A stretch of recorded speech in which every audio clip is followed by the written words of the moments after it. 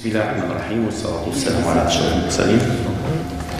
السيد الوالي، السيد العامل المدير ممتلكات وزارة الداخلية، السيد ممثل برنامج الأمم المتحدة الإنمائي بالمغرب، السيد ممثل وكالة تنمية الجهة الشرقية، السيدات والسادة الحضور، الأطر العليا لأهم مؤسسة في المغرب ألا وهي وزارة الوصية، وزارة الداخلية، ومنها كذلك الأطر العليا لكل جهات المملكة، أي 16 جهة من المملكة.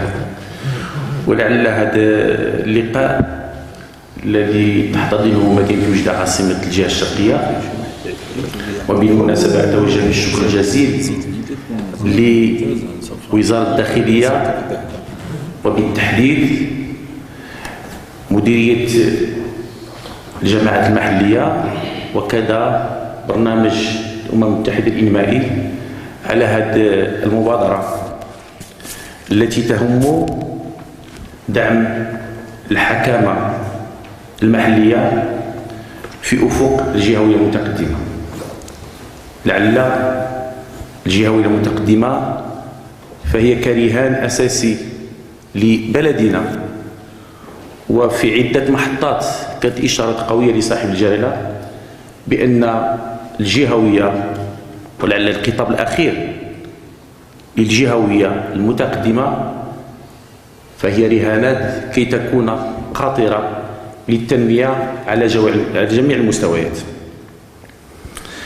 فربما في هذه الكلمة الافتتاحية وفي اللقاء المحطة الرابعة بعد لقاءين في الصخيرات وفي جهة سوسمة صدعة، وأنا أهنئكم على طريقة تدبير هذه اللقاءات بعقدها في جهات مختلفة من المملكة، لأنه هذا البرنامج فهو يهم الأطر العليا للبلاد، أطر تسير وتدبر المسائل الإدارية المحضة للجهات ككل، ولكن هناك خلل بالنسبة لتسيير المؤسسات المنتخبة، ويكمن في هذا الخلل في نحن أتحمل كامل المسؤولية.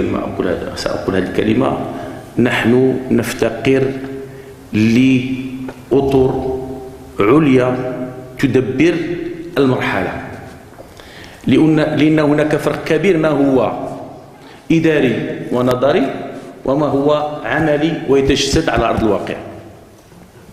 ولربما المداخلة اللي قد يكون عندي واحد العرض مفصل، لأن هذه في خلال الكلمة الافتتاحية، ولكن عرض مفصل اللي قد يكون العنوان ديالو هو برنامج تهيئة وتنمية الجهة الشرقية بوسائل واقعية وعملية. وربما أعتبر هذه المحطات التي تمرون بها، وأنا أفتخر وأعتز أنني أخذ كلمة في هذا اللقاء، يعني بين حضان ديال الأطر ديالنا في البلاد. أنا ما كنشوفش بأنه هذا تكوين أكاديمي، بما هو تكوين في إطار تبادل الخبرات والتجارب بين جميع الجهات. وكانت لي عدة محطات وعدة لقاءات كنا نلتقي فيها نحن جميع الجهات في إطار جمعية الجهات 16، ولكن وكذلك في عدة لقاءات تهم التسيير العادي للجهات، ويختلف التسيير من جهة إلى أخرى. وهذا يعني أنا في نظري خصنا ناخذ واحد الركيزة أساسية، واحد الطريق مهم باش تكون عندنا نظرة موحدة وتسيير موحد يتقارب في عدة محطات. لما نكون ندبر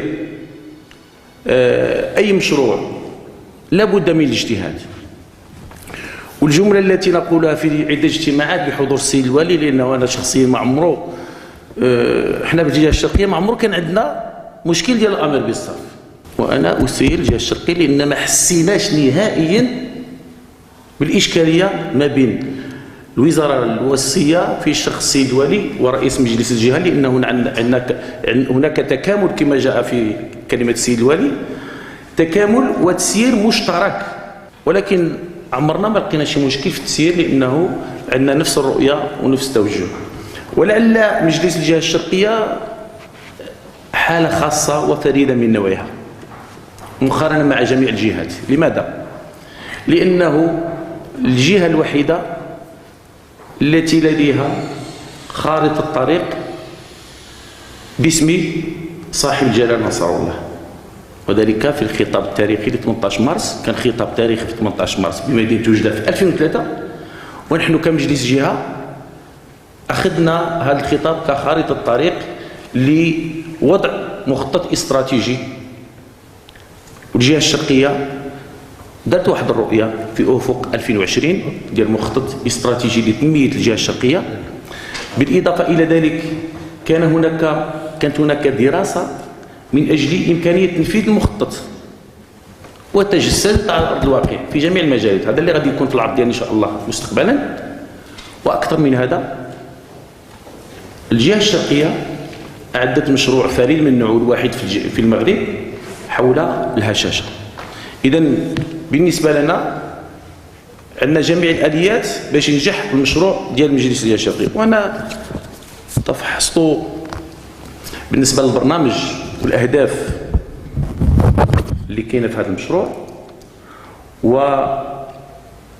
وتصور معي أنه نفس التوجه اللي عندنا في الجهة الشرقية هو الأهداف ديال هذا المشروع.